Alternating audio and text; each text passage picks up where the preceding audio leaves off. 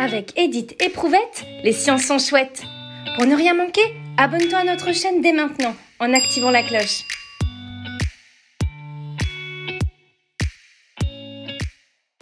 Une ressource naturelle, qu'est-ce que c'est?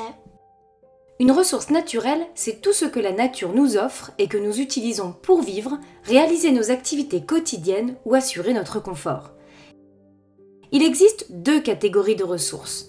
Celles renouvelables, c'est-à-dire disponibles en permanence à l'échelle humaine. Ces ressources sont considérées comme inépuisables.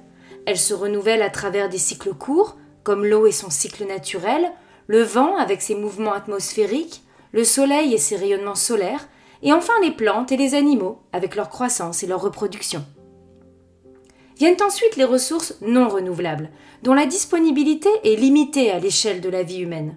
Elles se trouvent en profondeur dans le sol et incluent les ressources fossiles, avec le pétrole, le charbon, le gaz, qui proviennent de la décomposition de matières organiques sur des millions d'années, et les minerais, comme l'uranium, qui est présent dans la croûte terrestre depuis la formation de la Terre, ou encore le fer, le cuivre, l'aluminium, qui se forment progressivement depuis des millions d'années également.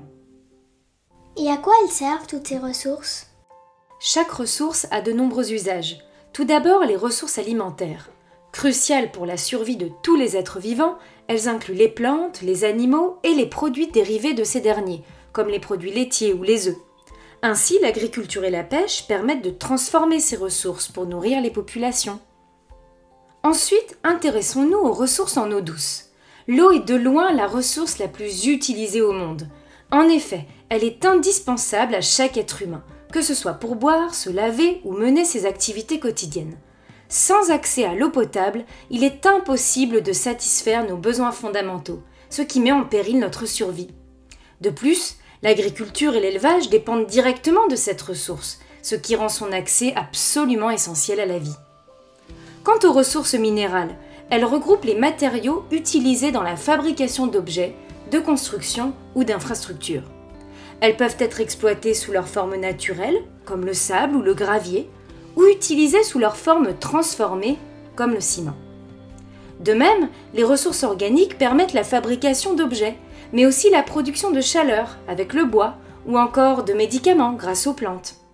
Enfin, les ressources énergétiques qui servent à produire de l'énergie telle que l'électricité ou la chaleur. Par exemple, l'énergie géothermique est exploitée pour se chauffer ou avoir de l'eau chaude.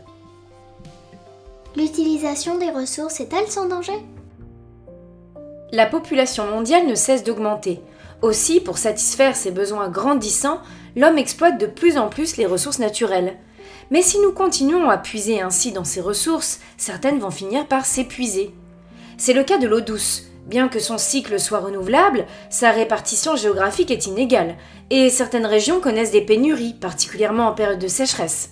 Des comportements humains tels que le gaspillage ou l'agriculture intensive aggravent encore la situation. Il devient donc essentiel de préserver cette ressource par une gestion raisonnée. Et qu'en est-il des ressources alimentaires ? Bien que renouvelables, comme l'eau, ces ressources nécessitent une gestion responsable pour assurer leur pérennité. Certaines pratiques agricoles épuisent les sols et perturbent les écosystèmes, menaçant à la fois la production future et la biodiversité. Enfin, il est important de rappeler que l'exploitation des ressources fossiles s'intensifie, épuisant ces réserves non renouvelables et aggravant le dérèglement climatique. Malgré la transition vers les énergies renouvelables, l'utilisation des énergies fossiles a encore augmenté en 2023. Tu le vois, une gestion irresponsable des ressources a de lourdes conséquences.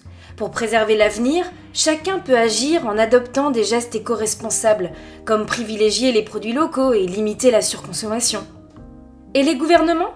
Ils peuvent mettre en place des politiques qui incitent les habitants à adopter ces comportements, soutenir l'installation d'énergies renouvelables ou encore proposer des réglementations strictes sur la pêche et l'agriculture. Tu sais maintenant que la survie de l'homme est étroitement liée à l'exploitation des ressources naturelles. Certaines sont renouvelables quand d'autres sont épuisables. Leur utilisation actuelle n'est pas pérenne et a des conséquences néfastes sur tous les êtres vivants et leur environnement. Pour y remédier, il faut agir de façon responsable en adoptant une utilisation raisonnée de ces ressources. Retrouvez-nous pour en savoir plus sur les sciences en téléchargeant la séance complète qui accompagne cette vidéo. Vous trouverez la fiche de préparation, un quiz, des fiches d'exercice pour vos élèves, la trace écrite et une évaluation. Utilisez les liens dans la description ou directement sur le site passeeducation.fr. À bientôt pour de nouvelles découvertes scientifiques.